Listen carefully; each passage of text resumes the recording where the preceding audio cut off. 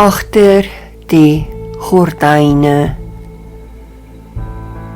In vele huise is daar geheime, verskuil soos rekwisiete agter die deftige gordyne van 'n reuse verhoog. Geheime waarvan niemand weet, onsigbaar, onbekend vir toekykers, sittend in 'n reuse gehoor.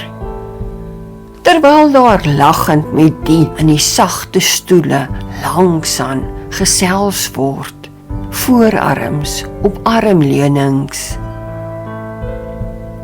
Geensins bewus daarvan dat die komedie wat voorgehou word in werklikheid 'n thriller is nie. Hulle ken immers die drama, die volledigheid daarvan.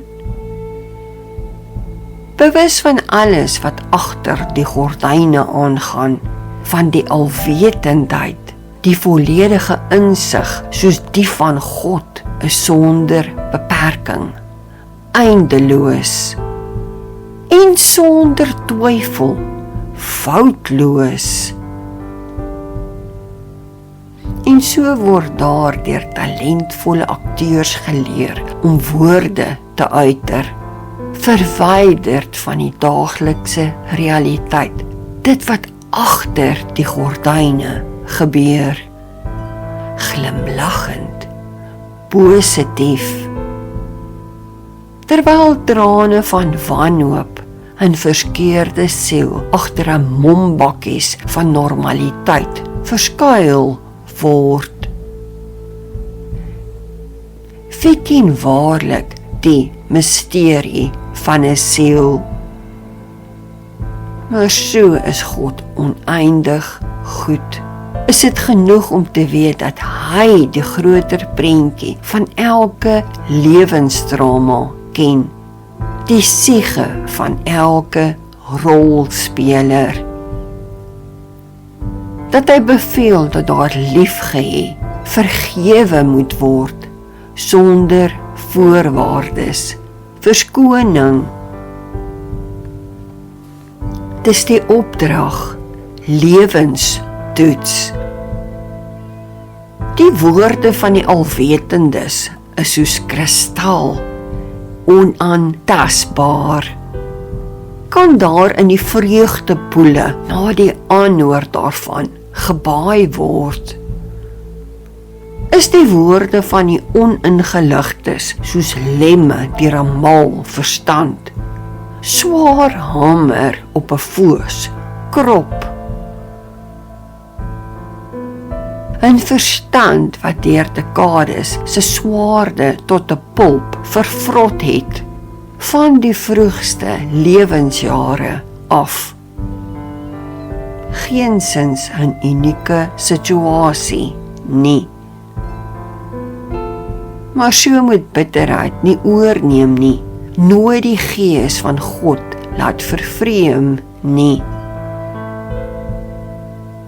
Daar word na drome gegryp, drome waarin daar geleef, gevlug kan word.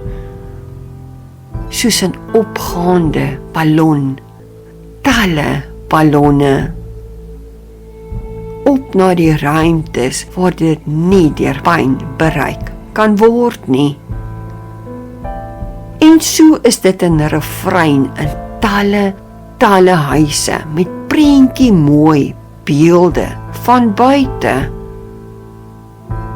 beelde van perfeksie, normaliteit. Maar wie kan werklik agter die gordyne van 'n gebroke huishouding sien? Waarlik sien. 'n perfekte observasie maak.